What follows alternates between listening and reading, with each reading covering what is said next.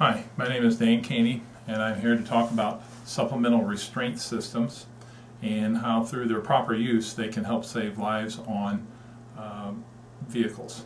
Okay, so a supplemental restraint system is actually commonly known as an airbag system, and it's also considered supplemental because it's supposed to be used in conjunction with safety belts to help hold you in place. Okay.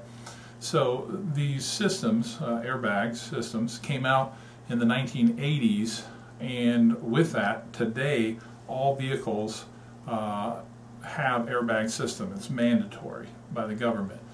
Now, when they deploy, airbags deploy with an explosive force, so it's important to make sure that you are interacting with these systems in a safe manner. So one of the ways is we need to understand how they're designed. Okay, so the design of an airbag system, first of all cars that have airbag systems will have a driver's side airbag. In 1998, it was made mandatory that all cars had to come with a passenger side airbag. Okay, so since 1998, all vehicles have had a driver's and a passenger side airbag. All right.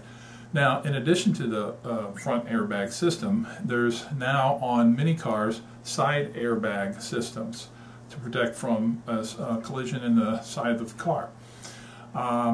And we also have what's known as curtain airbags. Now, curtain airbags are in the roof, and they're really meant for rollover protection. Okay, and most trucks and SUVs and even vans will have a curtain airbag because of the fact of the high center of gravity involved with the vehicle design. All right, so the incident of a rollover usually results in a very severe injury or fatality. So with that, these vehicles will have curtain airbag protection.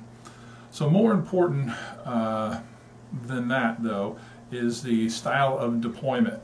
The deployment comes, first of all, standard as single stage. So most early initial airbags were known as single stage airbags. So what that means is that they release with full strength on impact. Okay, that made for a dangerous situation because sometimes the force of the impact wasn't as dangerous as the force of the airbag releasing. So many cars today, in fact all cars today really, have what's called dual stage, where the bag can deploy at a low rate on a low impact and a high rate on a high impact. Okay, so this helps make the flexibility of that system, and then also makes it safer because it can adjust for the different impacts. It does this through impact sensors and also through seat sensors. All right, a very important aspect of the SRS system, that supplemental restraint system, is known as SRS, is the fact that you have to know how to interact with these systems. So one of the ways to really know about your vehicle specifically is to read your owner's manual. There's a lot of information contained in that about the safety system on your car, and it's specific to your application. All right.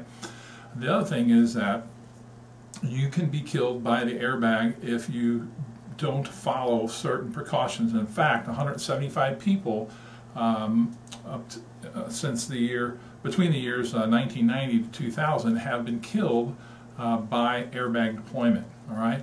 One of the big mistakes that people make is sitting too close, okay, while you're driving up on the airbag, and that, when the airbag releases, can result in injury or death. All right, so it's important to sit back as far as comfortably possible.